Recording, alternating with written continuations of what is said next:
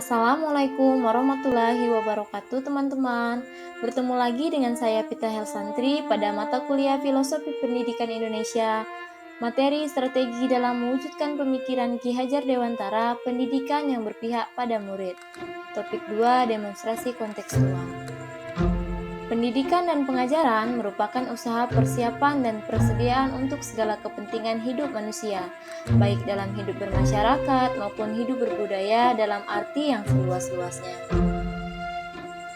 Ki Hajar Dewantara membedakan kata pendidikan dan pengajaran dalam memahami arti dan tujuan pendidikan. Menurut Ki Hajar Dewantara, pengajaran adalah bagian dari pendidikan. Pengajaran merupakan proses pendidikan dalam memberi ilmu atau berfaedah dalam kecakapan hidup anak secara lahir dan batin.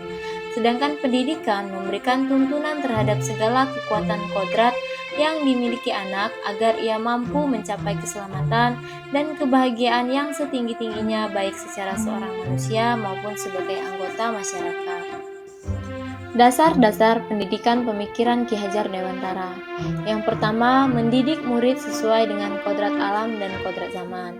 Yang kedua, mendidik untuk menuntun. Yang ketiga, menanamkan budi pekerti. Yang keempat, mengimplementasikan sistem Among dan sistem Tripusat. Mendidik murid sesuai dengan kodrat alam dan kodrat zaman. Pendidik sejatinya menuntun peserta didik mencapai kekuatan kodratnya sesuai dengan alam dan zaman.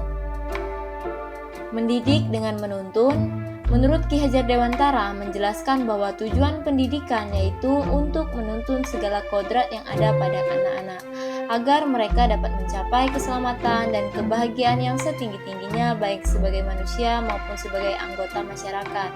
Oleh sebab itu, pendidik hanya dapat menuntun tumbuh dan hidupnya kekuatan kodrat yang ada pada anak-anak, agar dapat memperbaiki lakunya bukan dasarnya, hidup dan tumbuhnya kekuatan kodrat pada anak.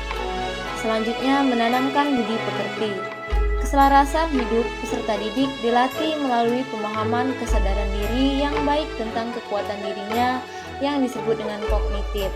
Kemudian dilatih mengelola diri agar mampu memiliki kesadaran sosial bahwa tidak hidup sendiri dan relasi sosialnya yang disebut dengan afektif, sehingga membuat sebuah keputusan yang bertanggung jawab dalam kemerdekaan dirinya dan kemerdekaan orang lain yang disebut dengan psikomotorik.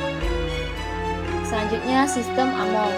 Sistem Among adalah suatu metode pendidikan yang menekankan pada proses pembelajaran yang dikenal dengan Ing Ngarso Sungtulodo, Ing Madya Mangunkarso, dan Tuturi Handayani.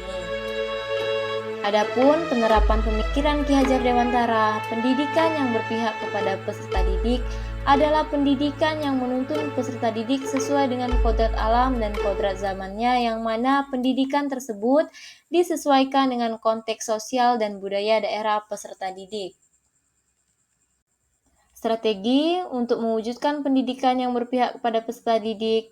Yang pertama, pembelajaran yang berpusat kepada peserta didik. Yang kedua, pendidikan yang sesuai dengan konteks sosial budaya peserta didik.